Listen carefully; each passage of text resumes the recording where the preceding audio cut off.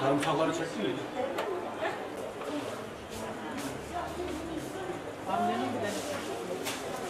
Yeğeni gelmiş oraya. Arabayla değil mi? Bayram senin yeğenin. Adadır yapıyorum bunu. Sen niye sarımsak çalışıyorsun? Buyur. Sen niye sarımsak? Ya orada var. 2 tane de al. 3 tane var. Buyurun efendim. Sen turşular. Neydi abi? Bir kere de bir de paket. 3 tane turşu. 85 çeşit turşu var şu anda. En fazla milletin yani rağbet gördüğü turşu suyu acılı. Bir de kozalak turşusu var. Kozalak da bu astıma iyi geliyor. Nefes darlığına, öksürüğe bunlara iyi geldiği için bunlara şey var. İşte en fazla da acılı turşu suyu yani rağbet görüyor. Yani öksürük, nezle, grip, hazımsızlık, iştahsızlık bunlara iyi geliyor bu turşu suyu. Nefes darlığına da iyi geliyor bu kozalak turşusu suyu.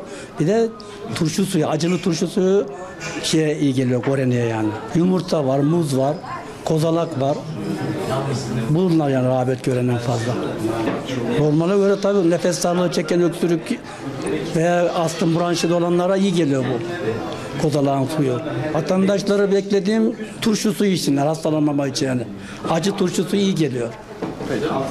İnşallah bu koronavirüs döneminde müşterilerimize tamamen faydalı olmak için turşu suyundan sonra biraz daha kozalak suyu ve sarımsağın insanları rahatlattığını gördük.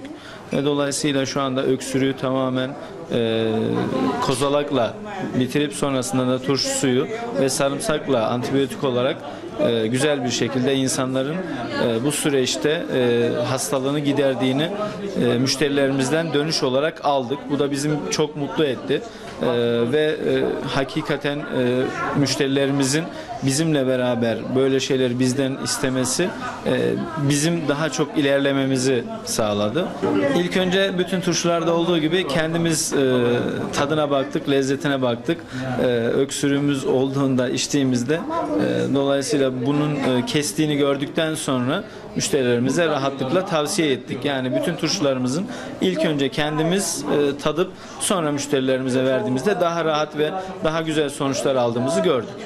Kozalak suyunu müşterilerimize daha alabilmesi imkanıyla bir kavanozumuz normalde 500 gramlık 15 TL olarak müşterilerimize sunuyoruz. Burada şimdi müşterilerimiz aldıktan sonra, faydasını gördükten sonra diğer yakın arkadaşlarına da tavsiye edip ve güzel bir şekilde sonuçlarını aldık. Doktorlarımız da bu arada tavsiye ediyorlar zaten. Aşırı tuz ve sirke yoktur. O yüzden fayda.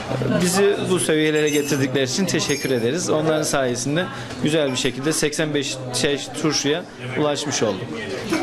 Çarşıya çıkanları tabii ki buraya bekliyoruz, yakınlarını.